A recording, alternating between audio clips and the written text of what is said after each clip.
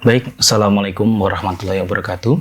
Selamat datang kembali di mata kuliah rangkaian elektrik 2 pada tahun ajaran kali ini. Oke, pada pembahasan kali ini kita akan coba membahas tentang analisis steady state sinusoidal ya, yang mana kita telah memasuki pembahasan tentang alternating current. Berarti kita nanti akan banyak berurusan dengan gelombang sinus dan kosinusnya. Oleh karena itu, outline dalam pembelajaran kali ini, kita akan coba membahas nanti terkait sinusoid itu bagaimana, kemudian fasor, lalu hubungan antara fasor dengan elemen rangkaian, serta kita coba akan membahas tentang impedansi, admitansi, dan kombinasi keduanya. Kemudian yang terakhir adalah bagaimana kita melakukan analisis terhadap teorema rangkaian yang sudah kita pelajari sama-sama di rangkaian elektrik 1 tentu saja ya.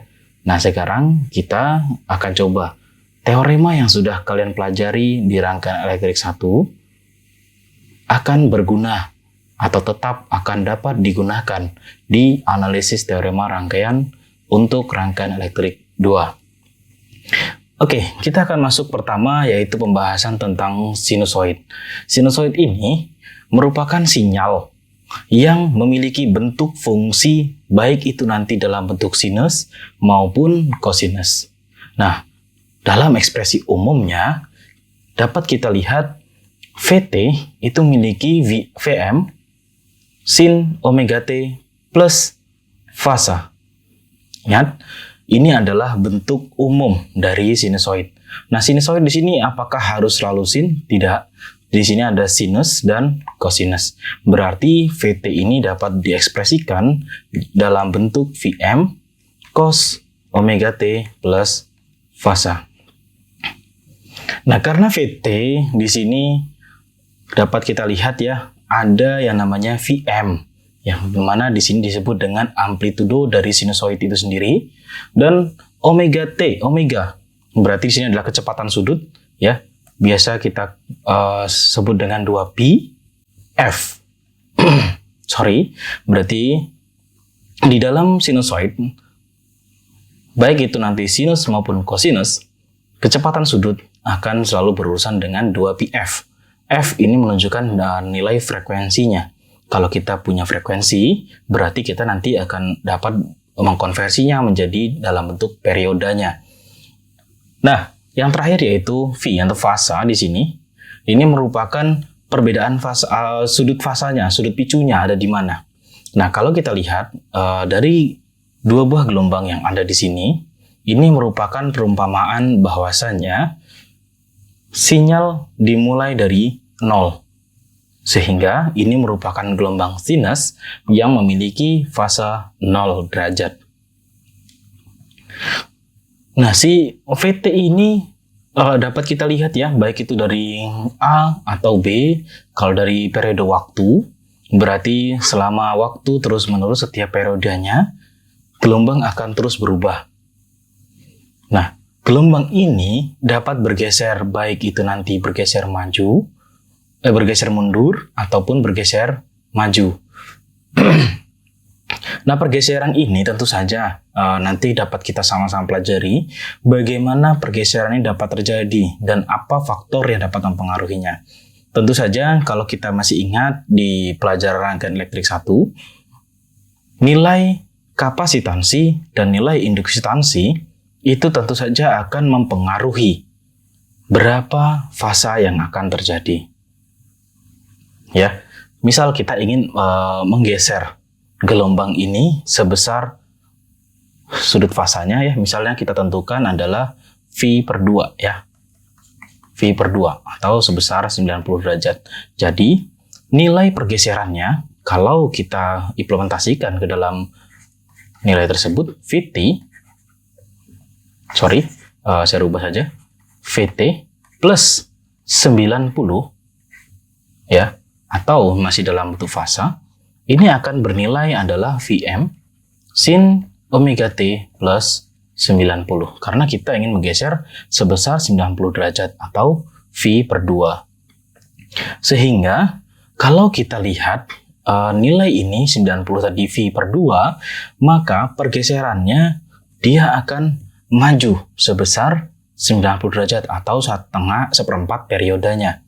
Jadi kalau kita ilustrasikan ke dalam gelombang ini, maka dia akan dimulai dari atas. Yang mana gelombang ini nantinya akan dikenal sebagai gelombang cosinus. Sehingga dapat kita ketahui bahwasannya Vt plus Pi per 2, ya, Vt plus Pi per 2 itu merupakan Vm cos omega T plus 0. Tahu saya tidak tulis plus 0-nya ya, sama saja. Jadi dari sini merupakan awalan bahwasannya gelombang Vt dapat digeser atau dilakukan time shifting, baik itu maju ataupun mundur.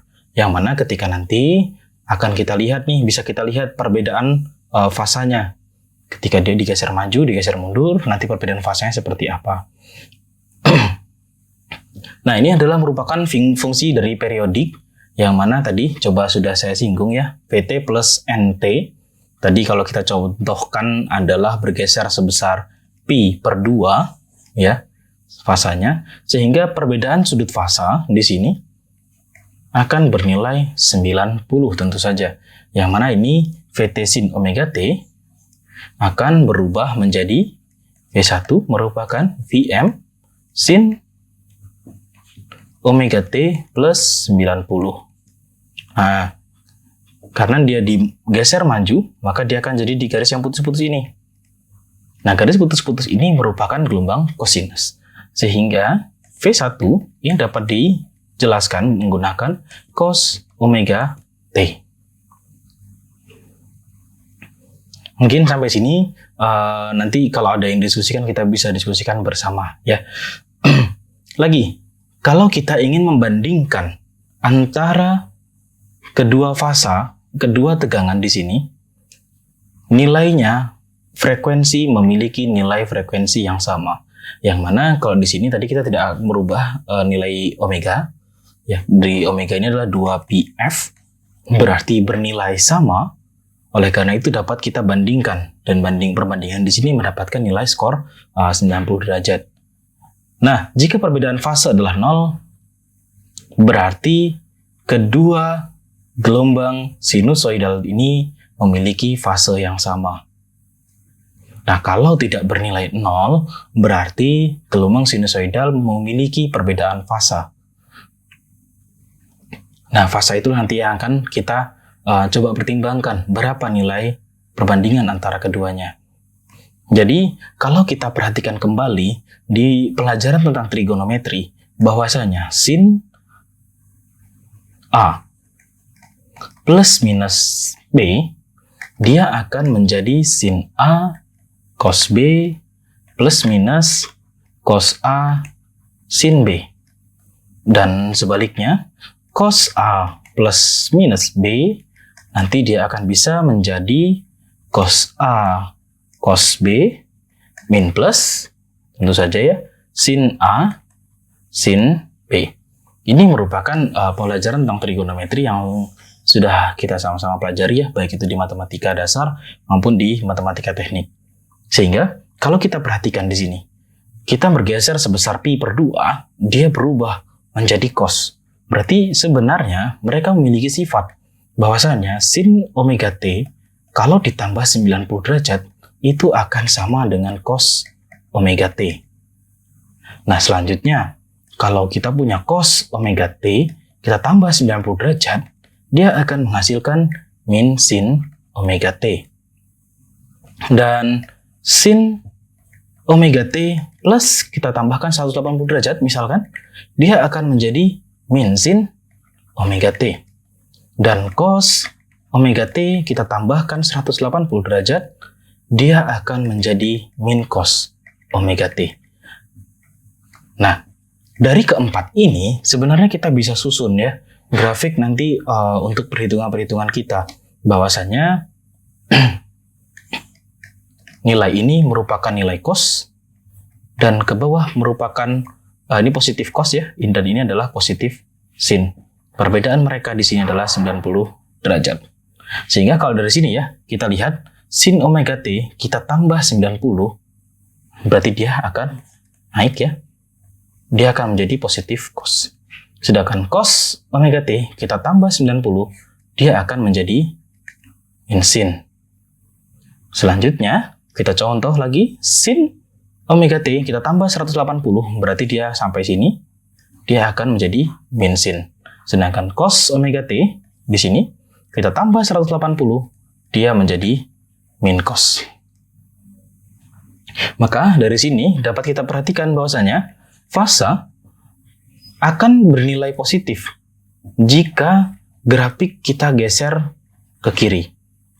Atau kebalikannya ya, grafik kita geser ke kiri maka fasa akan bernilai positif.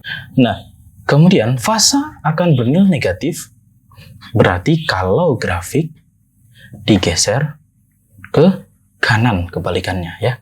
Kalau dia digesernya ke kanan maka fasanya akan bernilai negatif dan begitu seterusnya. Kita bisa ambil contoh VT misalkan merupakan besarnya adalah 5 cos dari 40T plus 20 derajat. Dari sini coba kita perhatikan bahwasanya kita punya nilai Vm, tadi nilai amplitudenya adalah 5 volt. Kemudian fasa kita punya nilai adalah 20 derajat. Dan kita punya nilai omega adalah 40 rad per sekon. Nah, kalau kita punya omega besarnya adalah 40 rad per sekon, maka kita dapat menghitung besarnya frekuensi. Ya, karena nilai omega sama dengan 2πf. Sehingga kita bisa menentukan besarnya frekuensi. Dari sini coba kita hitung, berarti nilai frekuensi adalah 6,37 per second atau 6,37 Hz. Sehingga kalau kita punya frekuensi sebesar 6,37 Hz, frekuensi besarnya adalah 1 per periodenya. Sehingga kita punya nilai perioda di sini adalah 0,157 second. Detik ya. Kemudian coba kita plot ya, kita coba plotkan bagaimana kalau kita punya VT seperti ini ke dalam diagram yang kita coba susun tadi. Ya, berarti di sini cosnya, kemudian di sini sinnya, dan kita punya nilai sudut fasa 20. Ya, fasa 20. Berarti ini merupakan sudut 20 derajat ya. Dan ini Vm panjangnya 5 volt tadi. Dan dari sini sebenarnya kita sudah bisa terjemahkan bahwasanya gelombang saat T sama dengan 0, dia berada di sini nih. Kemudian dia akan selalu berputar kembali ke posisinya semula, dan ini membutuhkan waktu sebesar 0,157 second. Nah, ini kalau kita coba gambarkan ke dalam grafik VT, dia dimulai dari 20 derajat dan seterusnya. Yang mana ini besarnya adalah Vm, kemudian di sini tergantung nanti ya, kita akan tulis T atau dari omega T-nya. Kita ingin lihat dari frekuensinya. Nah, dari sini sebenarnya kita sudah bisa menerjemahkan ya, bagaimana VT diplotkan ke dalam grafik, baik itu kosinus dan sinusnya untuk mengetahui posisinya, ataupun penggambaran dari VT itu sendiri. Oke, sekarang kita coba ambil contoh satu ya, example 1. Misalkan kita punya V1 nilainya adalah min 4 cos dari omega T plus 60 derajat. Kemudian kita punya V2 nilainya adalah 3 sin omega T min 20 derajat. Pertama yang harus kita lihat adalah mereka memiliki frekuensi yang sama tidak? Tentu saja sama ya. Di sini sama-sama omega, berarti memiliki nilai frekuensi yang sama. Oleh karena itu, keduanya dapat dikonversi atau dapat dibandingkan nantinya. Sehingga kita coba dulu samakan. Kalau di sini cos sin, berarti kita coba nanti samakan ya. Pertama kita mencoba menghilangkan posisi minusnya. Yang mana kalau kita ingat posisi tadi ya, sini cos, ini positif sin. Kalau dia min, berarti dia ada di posisi sini nih. Ini min cos, ini min sin. Nah, agar dia bernilai positif, berarti dia diputar sebesar 180 derajat. Sehingga nilai V1 ini akan menjadi 4 cos omega T plus 60 min 180 derajat. Dan kita bisa mendapatkan hasilnya adalah 4 cos omega T min 120 derajat. Oke, clear. Dari sini, sekarang kita coba melihat yang V2-nya. 3 sin omega T min 20. Sin min 20, berarti dia ada di posisi sini ya, karena posisi sinnya positif. Nah, agar kita mudah membandingkannya, kita coba konversi ke dalam cos-nya. Coba kita lihat dari sini. Kalau kita punya sin omega T min 20, sin kita konversi ke dalam cos, dia butuh plus 90. Ya, karena tadi posisi sudutnya itu ada di minus 20, berarti kita coba konversi. Maka nilai V2 dia akan bisa menjadi 3 cos omega T min 20 min 90. Sehingga di sini bisa kita dapatkan hasil adalah 3 cos omega T min 110 derajat.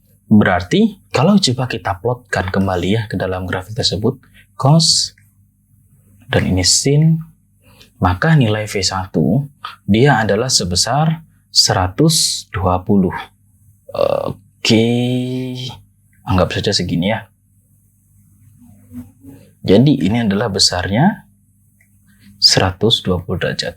Kemudian V1, V2 ada di sini ya. Ini besarnya adalah 110 derajat. Ini V2, kemudian ini V1. Nah, dari sini kita sebenarnya sudah bisa melihat bahwasanya nilai V2 dan V1 ini ada perbedaan. Perbedaannya adalah sebesar 10 derajat. Dan dari sini pun kita bisa ambil kesimpulan atau tarik kesimpulan bahwasanya V2 ini leads atau mendahului lead terhadap V1 sebesar 10 derajat. Atau bisa dikatakan V1 lag tertinggal dari V2 sebesar 10 derajat.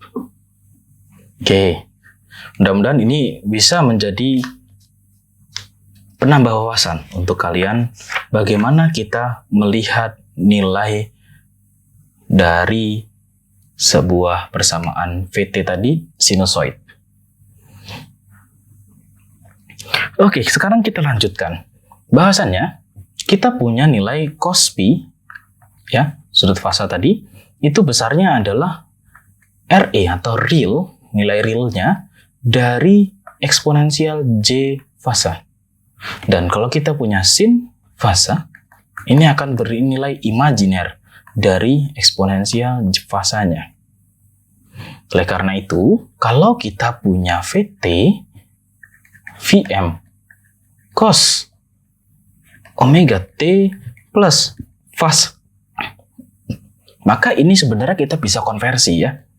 VT Vm cos omega T plus fasa. Cos itu adalah real dari E J omega. Maka nilainya adalah Vm real eksponensial dari J omega T plus fasa. Yang mana kalau ini coba kita jabarkan, berarti Vm bilangan real dari E J omega T E J fasa. Seperti itu ya. Nah, kalau dari sini sebenarnya kita sudah bisa menerjemahkan dari setiap bagian ini. Kalau kita punya V, nilainya adalah Vm eksponensial dari J fasa, maka nilai ini dapat kita terjemahkan ke dalam posisi ini. Nilainya adalah V bilangan real dari E, J, omega, T. Yang mana V nilainya Vm, E, J, fasa. Nah, dari sini sebenarnya kita sudah bisa melihat R, E, kemudian eksponensial dari J, omega, T, ini merupakan proyeksi ke bidang real dari diagram Cartesius nantinya. Sehingga kalau kita bisa petakan nilai mereka, ini besar Vm, ini bilangan real, dan ini bilangan imajiner, maka nilai proyeksinya ini adalah R, E, J, omega, T. Gitu, dan ini adalah sudut fasanya. Sehingga nilai ini dapat kita konversi menjadi Vm sudut fasa. Dan ini merupakan representatif dari fasor.